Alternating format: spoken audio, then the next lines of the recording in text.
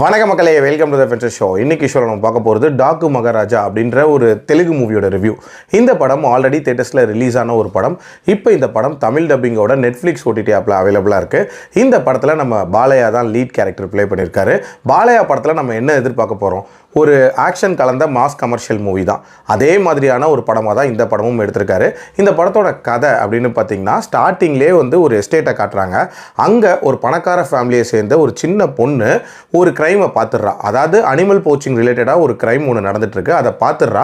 And அதை அவளோட தாத்தா கிட்ட சொல்கிறா. அவர் தாத்தாவும் கம்ப்ளைண்ட் கொடுத்துட்றாரு.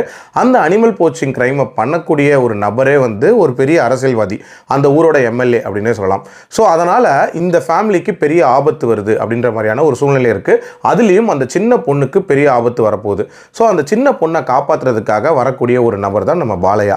பாலையா ஆக்சுவலாக ஜெயிலேருந்து ரிலீஸ் ஆன ஒரு கைதியாக இருப்பார். எதுக்காக அந்த பொண்ணை காப்பாற்ற வராரு, அதுக்கு பின்னாடி என்னென்ன மாதிரியான சம்பவங்கள் நடக்க போகுது, டுவர்ட்ஸ் தென் காப்பாற்றினாரா இல்லையா அப்படின்ற மாதிரி நிறைய விஷயங்களை சொல்லக்கூடிய ஒரு படம் தான் இந்த படம். எனக்கு இந்த படத்தில் பிடிச்ச ஒரு விஷயம் அப்படின்றது, வழக்கமான பாலையா படங்களில் இருக்கக்கூடிய அந்த ட்ரால் மெட்டீரியல், அதாவது நம்ப முடியாத காட்சிகளை வச்சு ஃபைட் சீக்வன்சஸ் இருக்கும்ல, அந்த மாதிரியான விஷயங்கள்லாம் பெருசாக இல்லாத ஒரு படம் இது அப்படின்னே சொல்லலாம். அதுக்கே கண்டிப்பாக நான் ஒரு பாராட்டுகள் சொல்லியே ஆகணும். ஆனால் அது இல்லையேன்னு சொல்லிட்டு நிறைய பேர் இந்த படத்துக்கு டிசப்பாயிண்ட் ஆயிருந்தாங்க அப்படின்னே சொல்லலாம். பாலையாவோட மைண்ட் வாய்ஸ் என்னவாக இருந்திருக்கும்னா, ஏன்டா நான் பண்ணாலும் தப்பு பண்ணாட்டியும் தப்பாடா அப்படின்ற மாதிரி தான் யோசிச்சிருப்பாரு. பட் என்னை பொறுத்த வரைக்கும் அது இல்லாததே பெட்டர் அப்படின்னு நான் சொல்லுவேன். அதே மாதிரி இந்த படத்தில் ஒரு ப்ராப்பரான கதைக்களம் அப்படின்றது ஸ்டார்டிங்லேருந்து எண்டு வரைக்குமே இருந்துச்சு. பெருசாக தேவையில்லாத சீக்வன்சஸ் அப்படின்ற மாதிரிலாம் இன்க்ளூட் பண்ணவே இல்லை. சொல்லப்போனால் நம்ம ஆல்ரெடி பார்த்த மாதிரியான கதையாக தான் இருக்கும். பட் இருந்தாலும் ஒரு ஸ்ட்ரக்சர்டாக இருந்துச்சு அப்படின்னே சொல்லலாம். ஃபர்ஸ்ட் ஹாஃபை பார்த்தீங்க அப்படின்னா கிட்டத்தட்ட பேட்டை விஸ்வாசம் ரெண்டுத்தையும் கலந்த மாதிரியான ஒரு கலவையாக இருந்துச்சு அப்படின்னே சொல்லலாம். அண்ட் செகண்ட் ஹாஃபில் அந்த பாலையா யார் அப்படின்றத சொல்ல ஆரம்பிப்பாங்க.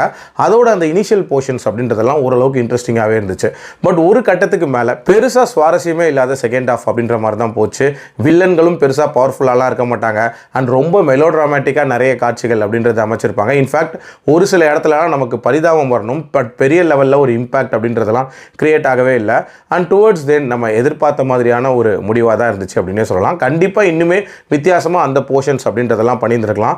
அதே மாதிரி ஊர்வஷியோட ரோல்லாம் பார்த்தீங்கன்னா இதில் ஜஸ்ட் கிளாமருக்காக இன்க்ளூட் பண்ணப்பட்ட மாதிரியான ஒரு ஃபீல் அப்படின்றது தான் இருந்துச்சு. ஓவரால் வழக்கமான பாலையா படங்கள் மாதிரி இல்லைனாலும் ஒரு பக்காவான மாஸ் கமர்ஷியல் மூவி தான்.